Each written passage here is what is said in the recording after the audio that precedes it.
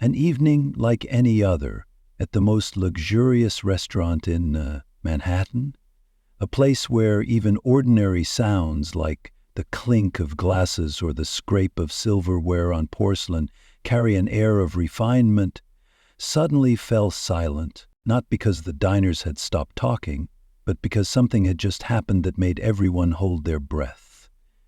Every eye simultaneously fixed on a small space between two rows of tables, where a young boy stood trembling, his legs bound in rigid metal braces. Lucas Montgomery, only 10 years old, was reaching out toward a woman, the only black server in the entire restaurant. A soft piano melody had just begun playing, and the boy, seemingly stirred by a warm memory, extended an invitation to dance. Have you ever witnessed a moment so small it froze an entire room? Instantly, a voice as cold as steel shattered the silence. "Sir, please control your son." It was Mr. Thornton, the restaurant manager. "This is inappropriate. This is not a dance hall, and our staff are not obligated to entertain children in that manner." Richard Montgomery, a man with salt and pepper hair, a perfectly tailored suit, and a gaze more attuned to profit than sentiment, swallowed hard. This was the first time he had taken Lucas out since the car accident 2 years ago, the one that left the boy unable to walk as he once had, and maybe it would be the last. "Lucas, sit down." The command was quiet but firm, leaving no room for debate. Diana Johnson, the woman most diners couldn't even name, after years of service, remained still. Her gaze moved slowly from the manager to the billionaire, then landed on the small hand waiting patiently. 5 years working here had taught her how to become invisible, especially around people like Richard Montgomery. But today she no longer wanted to disappear. "Mr. Thornton, I'd like to end my shift." Her voice was calm.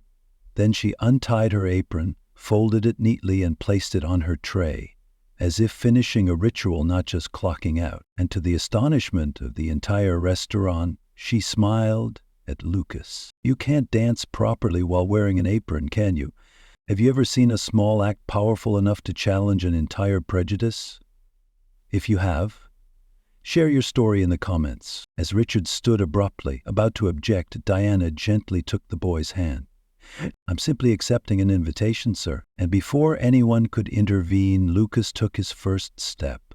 Slow, shaky, the metal braces clinking against the floor like a declaration. "I'm still here." But what truly took everyone's breath away wasn't the sound, it was the way Diana didn't lead, didn't rush to correct his stride. She simply adjusted her pace to match each trembling step. It wasn't a flawless dance, but it was the most honest one anyone in that room had ever seen. The next morning, the grand lobby of Montgomery Tower shimmered in sunlight pouring through glass walls and marble panels. Diana felt out of place in this sleek space, wearing a navy dress and plain white blouse, all bought on clearance. The people passing her in expensive suits barely noticed her, or if they did, their gazes held judgment rather than kindness. "Diana Johnson, I have an appointment with Mr. Montgomery," she told the receptionist. The woman across from her gave a frosty look before picking up the phone. "18th floor, Ms. Winters will receive you." In the elevator, Diana clutched her worn handbag close to her chest. She wasn't afraid. What she carried was a calm, forged through encounters with far worse, more times than she could count. Mrs. Winters appeared with a stern expression, her hair neatly pinned, eyes sharp enough to pierce through. "Mr. Montgomery is in a meeting. This way, please." Diana followed her down a corridor of polished mirrors, each step echoing like it demanded attention. In an office where women of color rarely appeared, even her shadow sparked whispers. As they entered a private waiting room, Winters suddenly spoke. "He's already fired you, hasn't he?" There was no sympathy in her tone, just a blunt truth. "That's how it goes. Big clients make a call and people like you lose their jobs." "People like me?" Diana asked, though she already knew the answer. "You know exactly what I mean," Winters said as she adjusted her glasses, her voice tightening.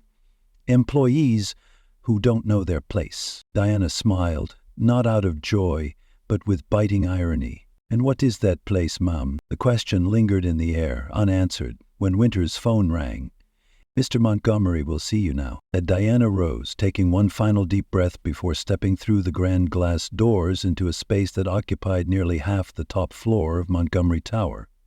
The office, encased in floor-to-ceiling windows, offered a sweeping view of Manhattan, like a personal empire laid at his feet. Richard Montgomery stood with his back turned, hands in his pockets, eyes fixed on the city as though it belonged to him. "Good morning, Mr. Montgomery," Diana said formally. He turned around, his face a perfectly composed mask of calm, revealing nothing. "Thank you for coming, Miss Johnson." He gestured toward the chair opposite his desk. "Please, have a seat." The tension in the room felt manufactured, as if scripted. Richard said nothing, and Diana recognized the tactic. Silence used to unnerve and force a misstep. But she remained composed. "Do you have a formal education?" Richard finally asked, as if laying a carefully baited trap. "I'm sorry, what did you say?" "Your education. College. Bachelor's in Child Development from NYU, Master's in Special Education, still in progress." For a brief moment something flickered in Richard's eyes. Surprise, quickly concealed. "And you're waiting tables." "I work 3 jobs, actually. Evenings at the restaurant, weekends at a bookstore, and tutoring when I can find students." Richard stepped over to his desk and picked up a file. "I looked into you, Miss Johnson. I wanted to know who the woman was that danced with my son." He opened the file to reveal photographs of a modest community center. Faded letters read, "Freedom Steps."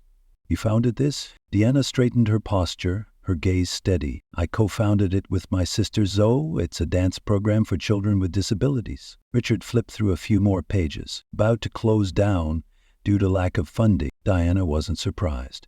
Clearly this man had the resources to learn everything about her overnight. "But I didn't come here to ask for money, Mr. Montgomery." "Then why did you come?" "Because you invited me." Richard let out a dry laugh, one that suggested even he couldn't believe he'd extended the invitation. "Fair enough."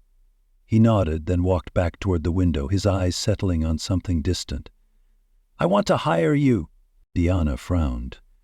"To work as a server in your private residence?" His expression hardened. "No, as a therapeutic companion for Lucas." At the sound of his son's name spoken aloud, Diana caught something in Richard's voice, a strain almost like pain woven into each syllable. His eyes drifted to a photo on his desk. A brunette woman beaming as she cradled a small child, her smile as radiant as the last light of fall. "My son already has the best specialists in the country. Physical therapy, neurology, psychology, but what you did yesterday—" He paused, as if the words betrayed his pride. "It was just a dance, Monsieur Montgomery." But it was the first time I'd seen him smile since the accident. The confession brought a stillness to the room. "I don't need a dancer for my son," he said quietly. "I need someone who can do what you did. Follow, not lead." Diana looked at him, no longer seeing a cold, unfeeling billionaire, but a father, lost, exhausted, and desperate.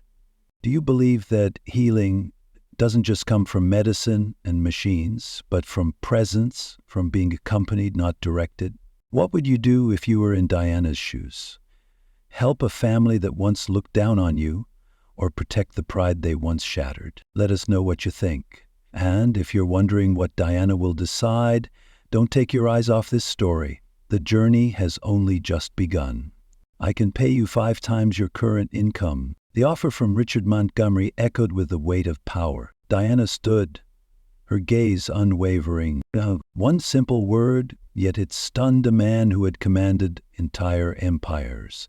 He wasn't used to being refused, especially not by a woman, and certainly not by a black waitress. "I don't work for people who see my skin color or social class before they see my capabilities," Diana said, her voice still calm but firm.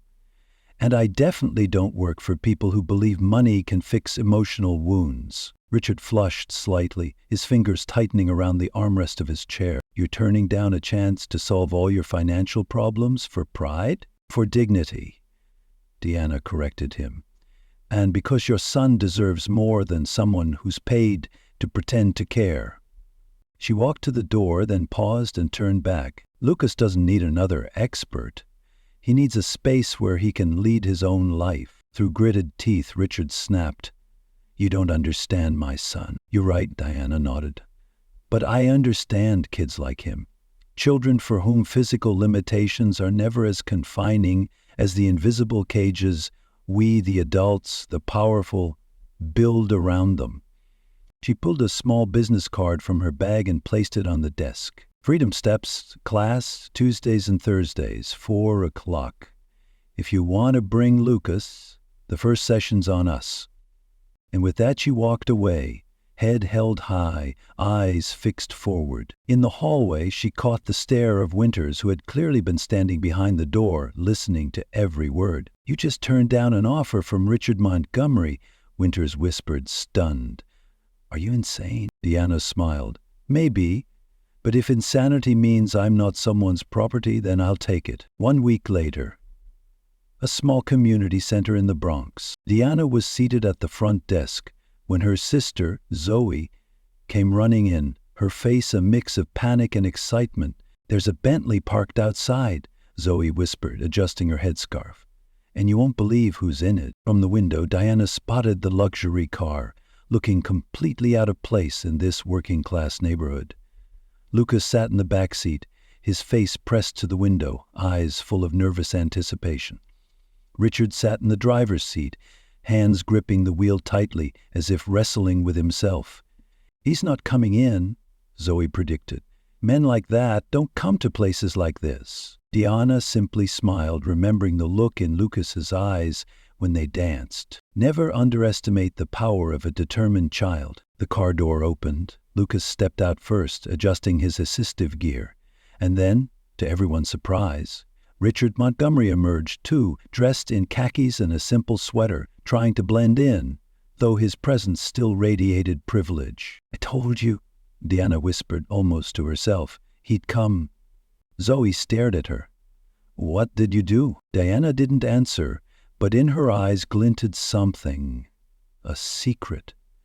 A plan even Zoe hadn't known. Because inside their tiny Bronx apartment, beneath the bed, was an old notebook.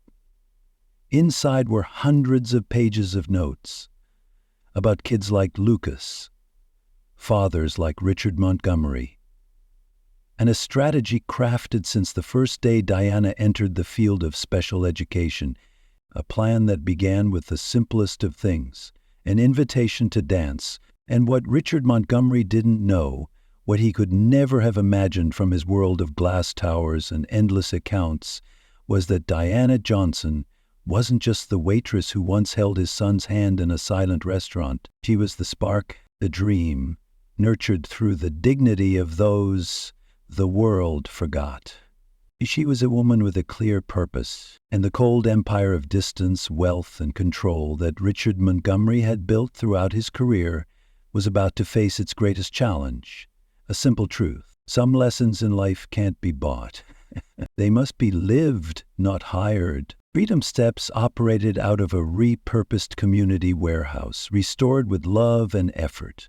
Hand-painted posters hung on the walls, bearing bright slogans. "Your rhythm, your rules. Every movement matters." As Richard and Lucas entered, soft music drifted through the air, mingling with the varied footsteps of children using all kinds of mobility aids. A young girl in a wheelchair spun like a ballerina, while a boy with a prosthetic leg performed a series of fluid, unique movements, as if crafting a new language with his body. "Looks chaotic," Richard muttered, clearly uncomfortable. "It's structured," Diana replied, a slight smile touching her lips. "Just not the kind of structure you're used to." She knelt to Lucas's eye level. "Want to join in?" Lucas nodded eagerly, but his eyes flicked back to his father, silently asking for approval. "Go ahead," Richard said, voice still tense. "I'll stay here." Diana led Lucas to the group. Meanwhile, Zoe approached Richard and handed him a plastic chair. "The first day is always the hardest," she said gently. "For the parents, not the kids." "This isn't therapy," Richard said through clenched teeth. "I've already hired the best rehabilitation specialists." "And how's that working for Lucas?" Zoe asked, her voice smooth as silk but sharp as a blade. The studio door opened. An older woman entered, leaning on a beautifully carved wooden cane.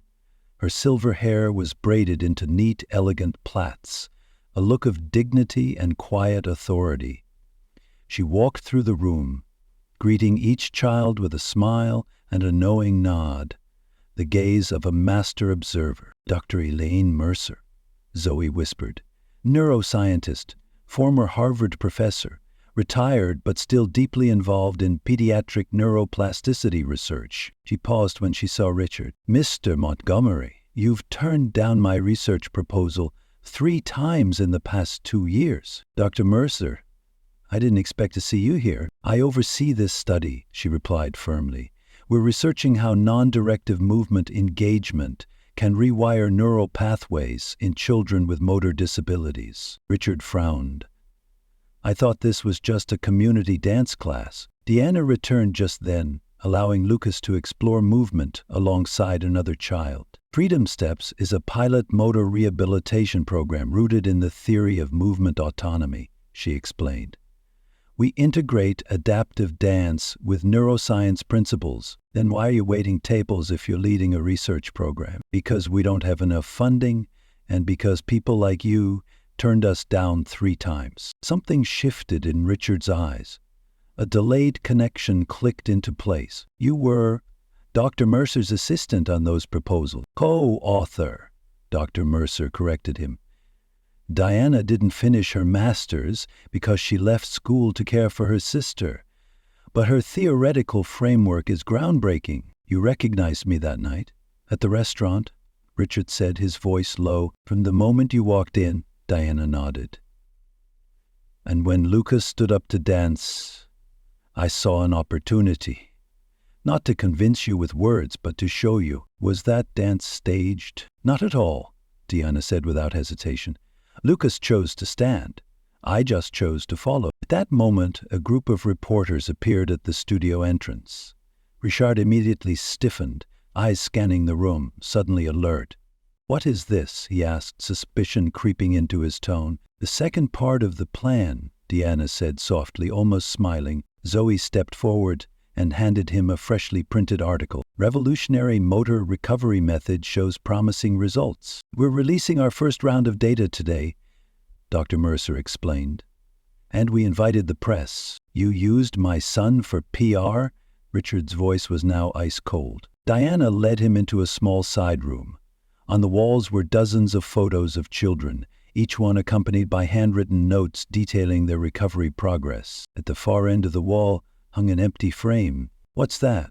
Richard asked, frowning. "The future," Diana replied. "A full rehabilitation center we could build. If we had the resources, 500 children a year instead of just 50? Richard looked around the room. "You orchestrated all of this?" "I saw an opportunity and I took it," Diana said bluntly. 4 months ago, when you canceled the meeting without reading a single line of the proposal, I promised myself I'd find another way." "Diana!" Zoe suddenly burst in, alarmed. "Lucas!" Both turned and rushed back into the main hall. Lucas stood at the center of the room surrounded by other children. The music had stopped. The room was completely silent. Lucas had removed one of his leg braces and was trying to balance with only one assistive device. "Lucas!" Richard started to move, but Diana gently placed a hand on his arm. "Wait," she whispered. "Just watch." Lucas took a deep breath, focused, steady. Then, to the astonishment of everyone, especially his father, the boy lifted his leg and took a step. Just one small, trembling step, but entirely his own. The room erupted in cheers. Camera flashes exploded, and Richard's face, usually forged into stoic composure, was now shimmering with unshed tears. "This is why we created Freedom Steps," Deanna said softly. "Not to achieve perfect steps, but to make that first one by their own strength." Richard looked at his son, no longer as a problem to be solved, but as a whole person, discovering his own power. "You didn't need to manipulate me to do this," he said, voice low, clipped. "I wouldn't have had to if you'd picked up the phone or read even one line of our three proposals. The reporters had now turned their lenses on Richard. A ripple of murmurs spread through the room. Meanwhile, Lucas, undisturbed by the cameras or adult scrutiny, kept working on his next step, his face lit with focus, as if the whole world had narrowed to the inches of courage he was conquering. Richard Montgomery stood between two worlds, one defined by power and control, what he had always believed was strength, the other by freedom, courage, and the growth his son needed to become who he was meant to be. For the first time in his life, the man used to commanding everything faced a choice money couldn't buy. His eyes shifted from the glowing face of his son to the waiting reporters. They wanted to know how he'd respond. Would he walk away or accept change? Humility, a word that had never belonged in Richard Montgomery's personal dictionary. But when he saw his son's face, alight with pride and effort, something inside him began to crack. The symphony of control and privilege he'd conducted his entire life began to play a different melody.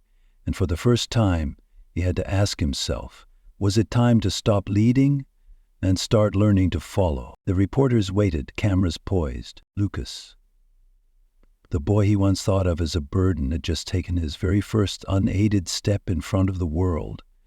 And the woman who had once been nothing more than a shadow in a luxury restaurant had led him to this unimaginable moment. Mr. Montgomery, can you tell us why you're here at Freedom Steps today? Is it true your foundation previously rejected this program 3 times? Richard turned toward Lucas, who was still practicing his steps, oblivious to the politics and the press. The boy was simply, quietly, conquering himself, and then, to the astonishment of everyone, especially Diana, he smiled. You know what the hardest thing is for people like me?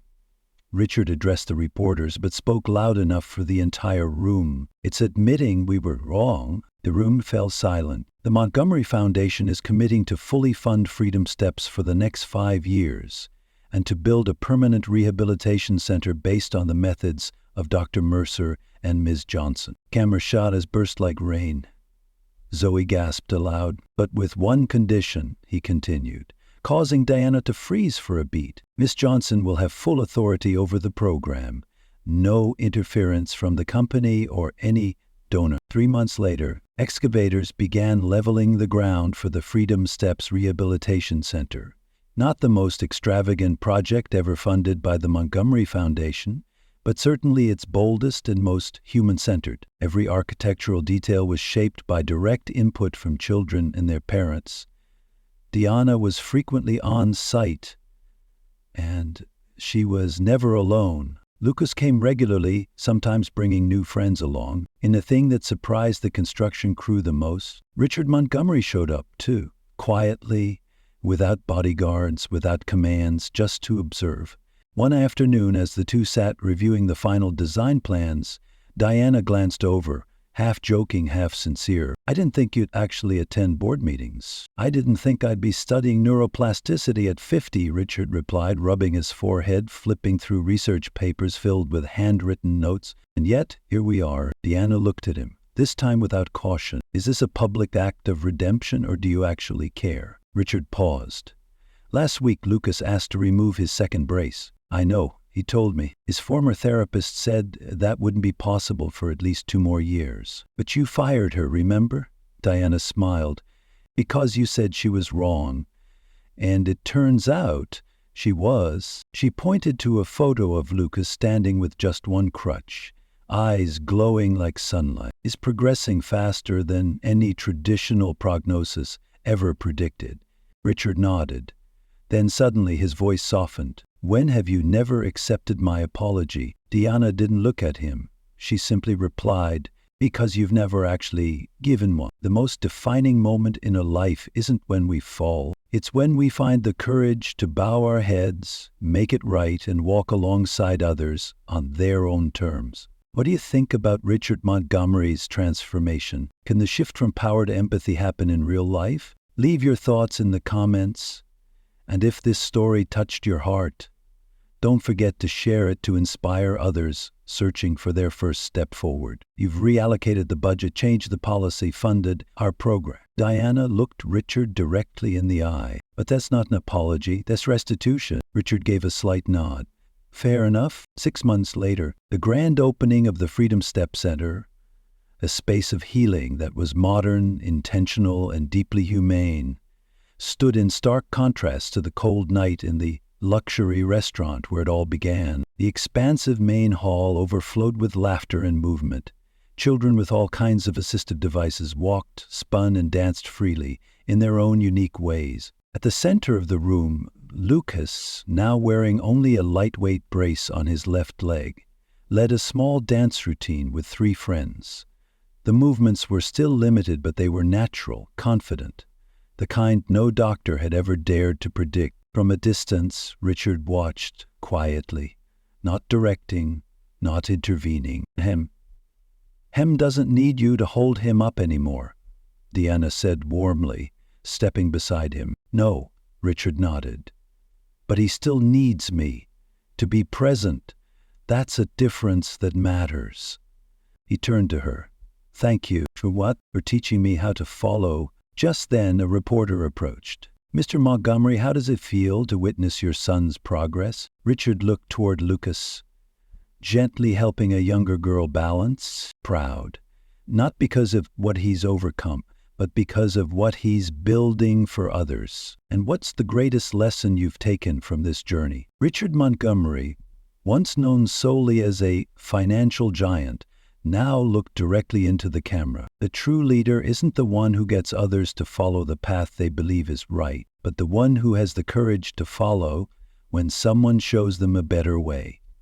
1 year later, Freedom Steps expanded to 3 new cities. Diana received the Innovation in Pediatric Rehabilitation Award, and her methods were adopted in hospitals across the country. Lucas, now only using a lightweight cane on tougher days, officially enrolled in public school and became a youth ambassador for the program. He didn't just inspire other children to find their own rhythm. He proved that recovery isn't just physical, it's also of the soul. And Richard, the man who once believed that power came from control, learned the hardest yet most valuable lesson of all. True strength doesn't lie in managing every step, but in knowing when to step back and let someone else lead.